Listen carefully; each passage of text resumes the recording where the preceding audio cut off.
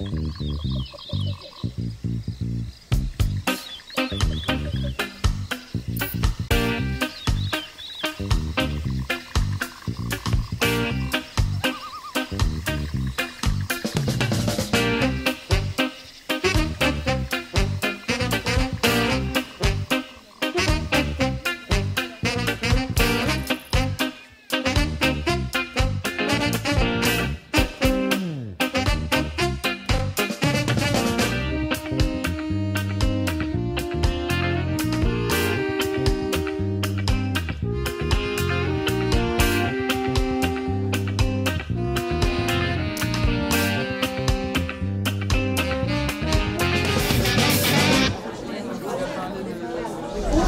et à tous, je suis ravie de vous accueillir pour ce premier prix des femmes du développement durable. Et j'ai surtout l'honneur de vous présenter Ernesto Mori, président du groupe Mondadori, et Isabelle Giordano, qui est journaliste, qui est marraine de notre prix et qui animera cette prix avec plaisir. Ernesto. Je remercie tout le monde. Avant tout, bonjour à tous. On n'est pas arrivé à faire cette prime pour le développement durable comme ça par hasard ou parce que c'est un sujet très à la mode. On est arrivé, ça c'est le résultat d'un engagement que le groupe Mondadori est en train de faire. On a reçu quelque chose comme 150 réponses, projets, supérieurs à ce qu'on pensait. 150 projets, c'est quelque chose de très important pour sauver cette planète. Je passe la parole à Merci Ernesto. Merci à vous aussi d'être là parce que j'ai l'impression qu'on vit une époque importante, on vit un moment charnière en ce moment, je le constate en tout cas régulièrement dans mes émissions à la radio. Je crois que les gens ont vraiment définitivement compris que l'enjeu de l'écologie et du développement durable est primordial. Et je suis ravie aussi que Jacques Roger, qui est avec nous, puisse lui aussi témoigner en tant que patron de son engagement à travers ses activités et sa fondation. Et je suis très content que la Fondation Yves Rocher participe auprès de Mondadori à la réalisation de ce prix. D'abord parce qu'il y a une vision assez globale du développement durable. Souvent le développement durable, on le voit que sur son aspect environnemental, mais il y a l'aspect social, il y a l'aspect sociétal, il y a l'aspect économique. Et c'est ça le développement durable, c'est pas simplement une vision restrictive des choses. Donc je suis vraiment très heureux d'être à la fois partenaire et d'avoir sélectionné auprès de vous aussi, mesdames les rédactrices en chef, les différents dossiers parce que les lauréates sont deux très belles et remarquables lauréates. Merci. Chacune des rédactions a été extraordinairement impliquée et vraiment c'est un sujet qui est important pour nous et qui me touche aussi particulièrement à cœur, le développement durable, et j'ai trouvé ça un formidable exercice sur le sujet qui est quand même essentiel. Et une belle aventure humaine, une belle première en tout cas. Bravo Anne-Philippe, merci encore. On va démarrer avec l'Ami des Jardins, avec Isabelle Morand, la rédactrice en chef du magazine, qui va venir accompagnée de sa lauréate, Louise Bellet.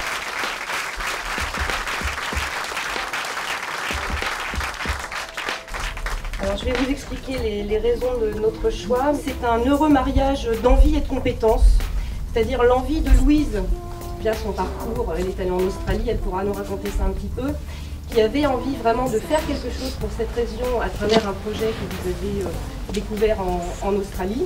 Et puis également donc, le mariage, entre guillemets, bien sûr, avec un industriel qui, lui, a décidé de faire quelque chose pour l'environnement. Alors, l'association a pour but le reboisement du Nord-Pas-de-Calais.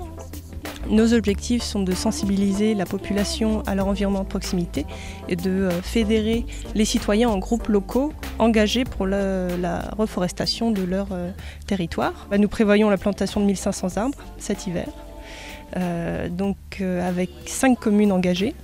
Donc ça fait plus d'une centaine de bénévoles qui viennent sur le terrain, planter et entretenir les espaces naturels.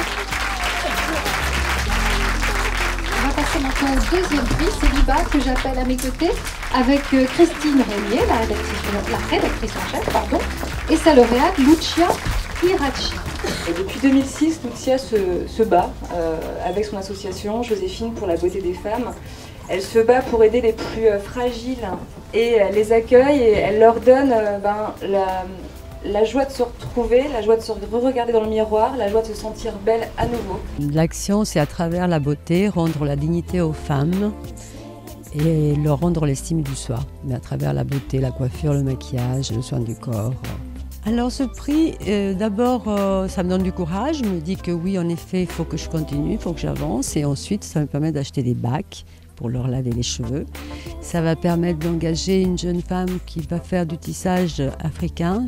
Et puis voilà, et ça va me servir à ouvrir ce salon. Va être remis par le magazine Closer.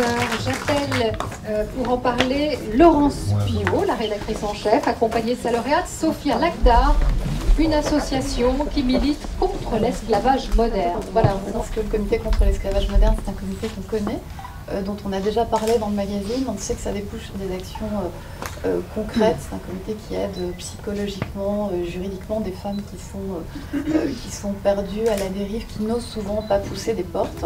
Le comité contre l'esclavage moderne est une association qui a été créée en 1994, qui a été créée pour accompagner les victimes de traite des êtres humains à des fins d'exploitation par le travail, et notamment domestique, puisque 90% des personnes que nous accompagnons sont des femmes qui ont été en situation d'exploitation domestique. En fait, nous octroyons une aide mensuelle financière à l'ensemble des personnes qui n'ont aucune ressource financière, une aide au transport, nous leur réglons les frais de scolarisation, d'alphabétisation, de français langue étrangère pour pouvoir mieux les insérer dans la société française ensuite.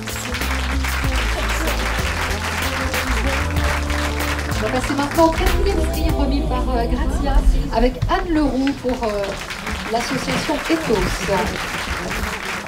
L'entreprise, ce qui nous a beaucoup touché dans votre dossier, c'est que c'était une entreprise très difficile à lancer. Vous avez en gros depuis 2002 soulevé des montagnes pour arriver à lancer une entreprise de mode avec des pièces magnifiques grâce à un commerce équitable avec des grands employés. Nous avons voulu utiliser la mode comme vecteur pour transmettre ces principes de base pour donner un modèle de société de textile. Et puis le prix de 10 000 € va être utilisé pour un projet qui me tient beaucoup à cœur. Ce sont justement les tricoteuses en Bolivie qui travaillent dans un garage. Et alors on va essayer de leur prendre un vrai atelier.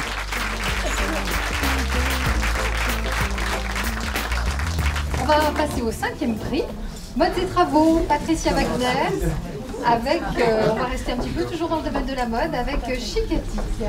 Pascal, en fait, en règle générale, elle est avec un grand jean, des gros gants, et elle va dans les rues de Paris et ailleurs chercher les bâches publicitaires.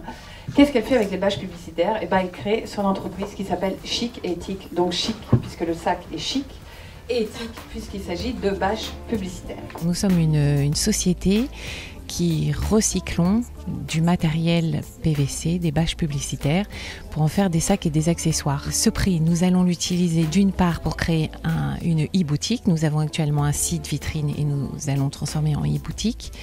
Et la deuxième partie du prix va être consacrée à l'achat d'une camionnette verte qui va nous permettre d'aller chercher nos bâches et de récupérer nos bâches plus facilement et surtout de façon moins polluante.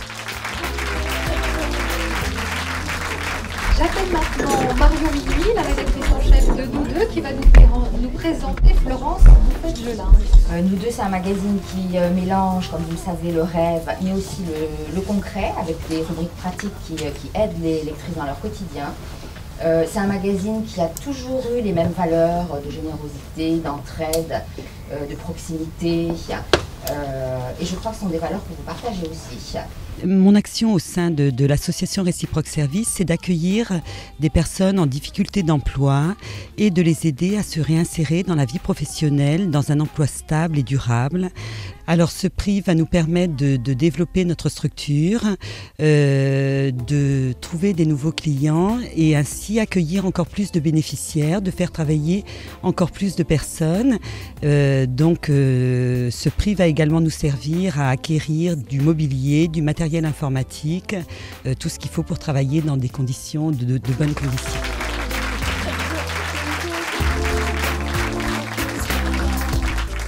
Alors, Alors maintenant, j'ai le plaisir d'accueillir Jeanne Thiriet qui va nous parler de son choix, elle aussi. Mathilde Arvel à Passiflore, c'est le choix de Pleine Vie. Passiflore est une association qui préserve les ressources de l'eau.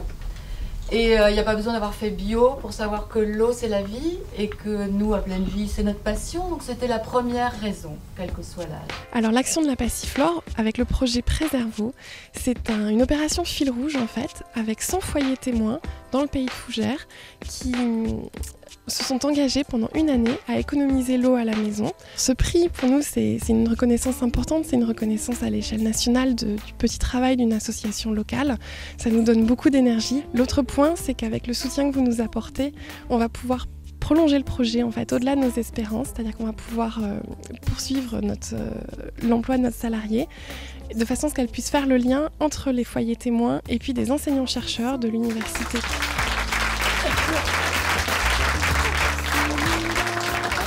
C'est Top Santé qui va venir à mes côtés en la personne de Sophie Delogère, la directrice de la rédaction, qui va nous présenter l'action de Myriam Krabs, la lauréate. Je suis très fière de vous remettre ce prix aujourd'hui. C'est un prix formidable. Un jardin partagé, ça dit tout. Un jardin, c'est la nature, c'est l'environnement. Et partager, c'est le social, c'est les autres, c'est voilà, l'intergénération, etc. Donc, c'est quoi un jardin partagé?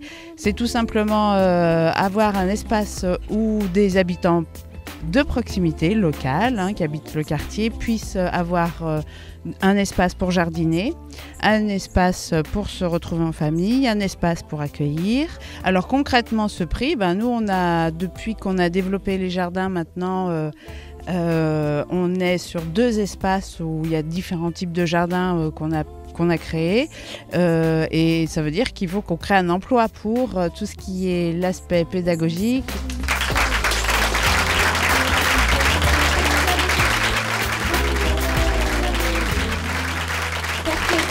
Ces lauréates, vous les avez vues comme moi, elles sont formidables et voilà, je trouve qu'il s'est passé quelque chose et bravo à vous tous.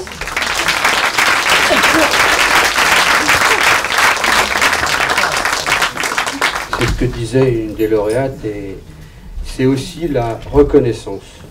Donc ces exemples-là que je reçois aujourd'hui et que l'on a vus sont des exemples positifs.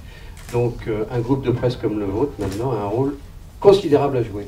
Merci infiniment.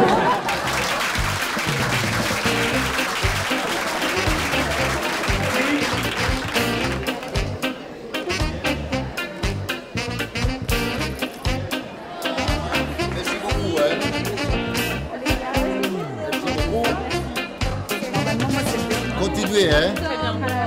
Bella, hein?